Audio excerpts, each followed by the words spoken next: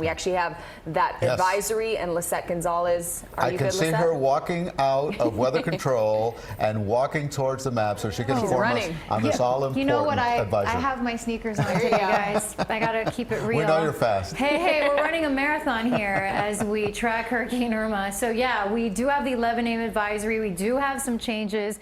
So, yes, Category 3 hurricane. Now, Irma has weakened, and this has been the trend throughout the morning as it's been interacting here with the land and the mountainous terrain of Cuba, and, of course, battering northern coast of Cuba still.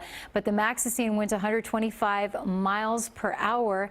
It is moving 280 degrees, meaning just due north of west, 9 miles per hour, so basically northwest, and the pressure is 941 millibars, and we're now starting to see the location based on the positioning in terms of where it is from Key West. So 175 miles southeast of Key West, and it is forecast to continue making its way here along the coast of Cuba, and then potentially making that turn towards the north. We'll have to wait and see. But here's the deal. Even though we're seeing that it is weakened as of this advisory, the Hurricane Center is expecting that it'll re-strengthen, and with reason. It's going to be moving over very warm waters here as it moves away from Cuba and into the Florida Straits.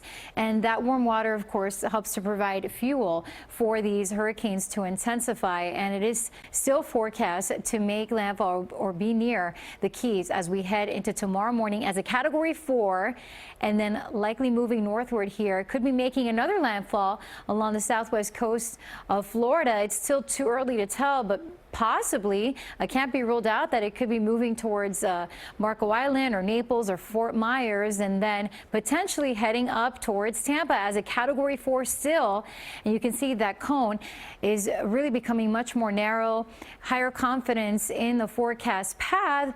Again, there's still a little bit of wiggle room as to where the center will be exactly, but it is looking more and more like the core of Hurricane Irma, which is the most destructive part of the hurricane, will likely be to the west of Broward, Miami-Dade County, and hence these areas not included in the cone. However, this is again a massive hurricane, and I'm going to remind you over and over that we can't let our guard down because we're already seeing the impacts from Irma, all those rain bands, the potential for tornadoes, flooding, storm surge, and you can see just how large that wind field is, and I'll talk more about that wind field in just a moment. But Irma is continuing to move northward along the Gulf Coast of Florida. So again, that track continues to shift westward in comparison to what we had yesterday. What a difference a day makes, right? And as we head into Monday morning, likely here near the Big Bend of Florida, and then heading into the Panhandle, and then likely into Georgia as we head into Tuesday and Wednesday. It'll continue northwestward here across the southeast states, maybe Alabama, Tennessee, and then we'll see it weaken finally to an area of low pressure by then. Now we're seeing the highest threat for hurricane force winds pretty much all along the Gulf Coast of the state, and that's stretching even more northward now, and also encompassing the Keys, of course, which could be a really devastating and catastrophic situation, unfortunately, for Monroe County. And that's the reason that many are evacuating and trying to get out, even if it's at the last minute. And if you can do so, do it, as this is a life-threatening and dangerous hurricane. So, all right, Category 3 Irma, that's the latest with the 11 a.m. advisory. It is moving here along the islands, along the northern coast of Cuba, and they have just been battered. And I'm sure that we are going to see a lot of destruction from Irma here that has just been slamming Cuba for a long period of time now, as well as parts of the Bahamas. But as we take a look at this satellite view, you can see just how huge this hurricane is. And the reason we're telling you not to focus on just the cone or the fact that Broward and Dade are not in the cone, because tropical storm force winds extend outward nearly 200 miles. Hurricane force winds extend outward up to 70 miles from the center, and this hurricane is actually larger than the state of Florida, and that is why the entire state will be having to contend with Irma here at least for the next 24 to 36 hours, possibly through Monday. It's going to be a long duration event, but we will be here for you, with you through it all, so that we can help you prepare every step of the way. And the way I want to prepare you for what you can expect as we head throughout the day today is by showing you this wind field. All right, so let me explain what the yellow area is. That is tropical storm force winds. The orange area, those are hurricane force wind gusts. And then the red area, that is the core of Irma, and those are the hurricane force winds, of course, the most dangerous and destructive winds. And we are already dealing with some tropical storm force winds across the Keys, and we will continue to see those tropical storm force winds spread across much of Broward and Dade County as we head throughout the day. Now tonight, as soon as this evening, we are going to start to see the hurricane force wind gusts across the Keys around 9 p.m. And keep an eye on that timestamp.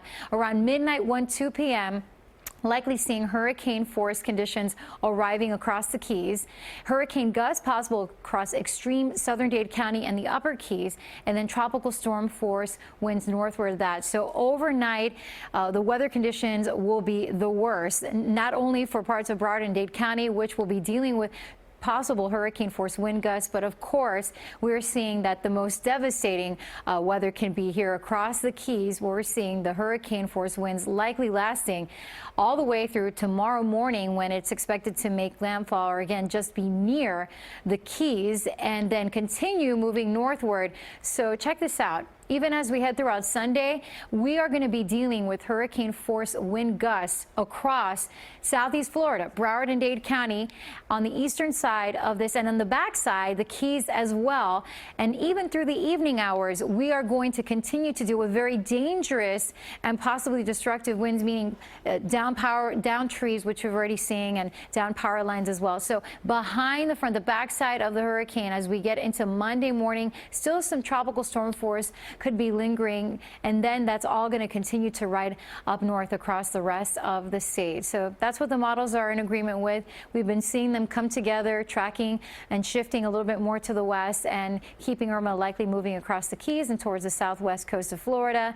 Right now, the Euro, the GFS model, pretty much coming together in agreement and providing higher confidence that this will likely be the path, that Irma will move to the west a little bit more, then take that turn to the north and head up northward here across the Gulf Coast of Florida. So still our biggest threats are extreme wind, life-threatening storm surge, although it's not as severe as what we saw yesterday for parts of Broward and Dade, but certainly severe down through the Keys.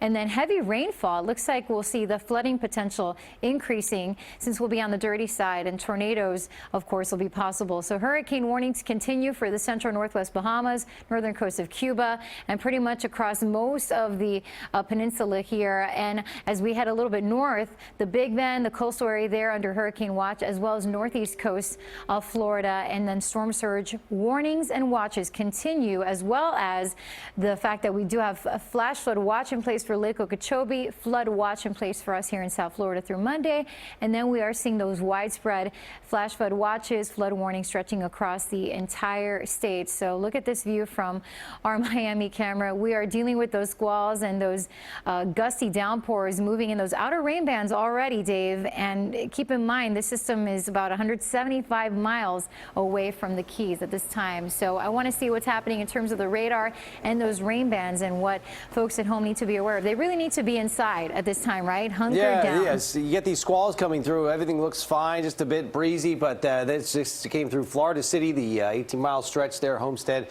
And when you get a sharp contrast from radar to nothing, that's an indication that's a squall. So the rain comes through, and you get a quick downpour, just like we had Ted just was out there in, and the wind picks up. You get these higher gusts. This one actually gave a wind gust about 62 miles an hour there in Homestead there. So we're continuing to watch these moving through the area, and this is what it looks like now on the radar. So we'll watch these pushing through. There's that sharp contrast from the rain to nothing. And then we continues to move through. I want to go back to Elliot and Vanessa.